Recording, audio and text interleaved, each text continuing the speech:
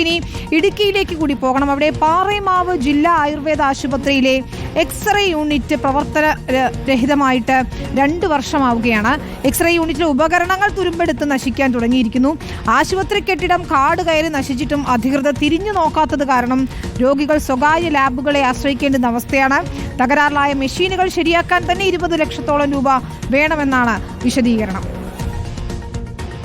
2021 മുതൽ ഈ x-ray unit പ്രവർത്തനം ആരംഭിച്ചിട്ടില്ല. 1 കോടി രൂപ ഇന്ന് വരെ എക്സ്റേ യൂണിറ്റിന്റെ ആവശ്യങ്ങൾക്ക് വേണ്ടിയിട്ട് ഇവിടെ ചെലവഴിച്ചിരിക്കുന്ന ഒരു ദീർഘവീക്ഷണമില്ലാതെ നിലവാരമില്ലാത്ത ഒരു സംവിധാനമായിട്ടാണ് അത് ചെയ്തത്. അതുകൊണ്ട് അത് പെട്ടെന്ന് അത് കേടായി പോകുന്നത്. ഇവിടുത്തെ രോഗികൾ ഇപ്പോൾ കാല് വയ്യാത്തവർ, എഴുന്നേറ്റ് നടക്കാൻ വയ്യാത്തവർ ഒക്കെ ഇപ്പം മെഡിക്കൽ കോളേജിലാണ് എക്സ്റേ എടുക്കാൻ പോകുന്നത്. ആരും ശ്രദ്ധിക്കുന്നില്ല.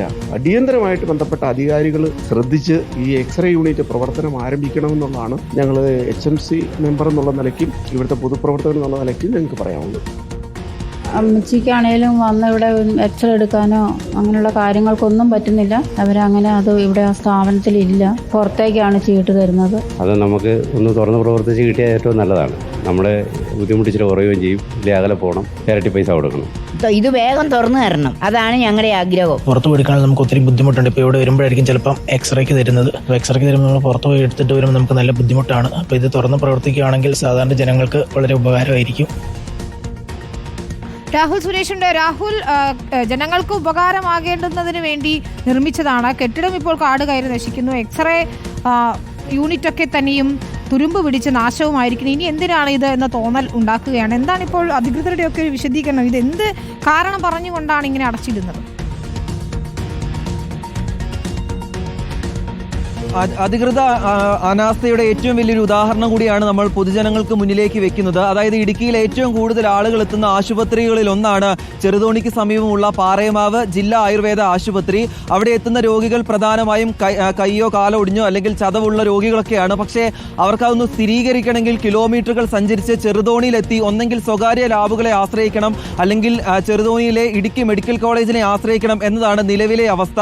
ഇത് മാത്രമല്ല, 3 ഇരട്ടി വരെ ചെലവ് ഇവർക്ക് വരുന്നു. അതായത് 100-150 രൂപയ്ക്ക് ആയുർവേദ ആശുപത്രിയിൽ എക്സ്റേ യൂണിറ്റ് വഴി എക്സ്റേ എടുക്കാൻ സാധിക്കും. പക്ഷേ സ്വകാര്യ ലാബുകളിൽ പോകുമ്പോൾ 500-600 രൂപയൊക്കെ ചെലവാകുന്നു എന്നതാണ് ഏറ്റവും പ്രധാനപ്പെട്ട കാര്യം.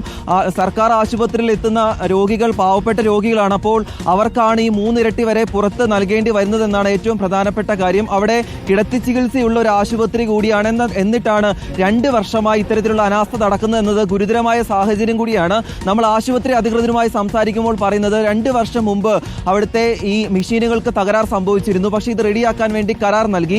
കരാർ നൽകുമ്പോൾ ഏതാണ്ട് 20 ലക്ഷം രൂപയാണ് മുടക്കുമുതലായി വരുന്നത്. പക്ഷേ ആ പൈസ മുടക്കാൻ ജില്ലാ ഭരണകൂടമോ ആശുപത്രി അധികൃതരോ ആരോഗ്യ വകുപ്പോ തയ്യാറാകുന്നില്ല എന്നാണ് പറയുന്നത്.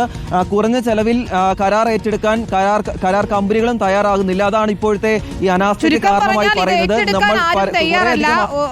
പണം മുടക്കാൻ തയ്യാറല്ല. അങ്ങനെയെങ്കിൽ ഇത് കാട് കയറി തുരുമ്പ് പിടിച്ച് നശിക്കുകയുള്ളൂ എന്നർത്ഥം. ഏതായാലും അടിയന്തര ശ്രദ്ധ വേണ്ടുന്ന ഒരു വിഷയം തന്നെയാണ്. അതും രാഹുൽ സുരേഷാണ് വിവരങ്ങൾ നൽകിയത് ഇടുക്കിയിൽ നിന്ന്.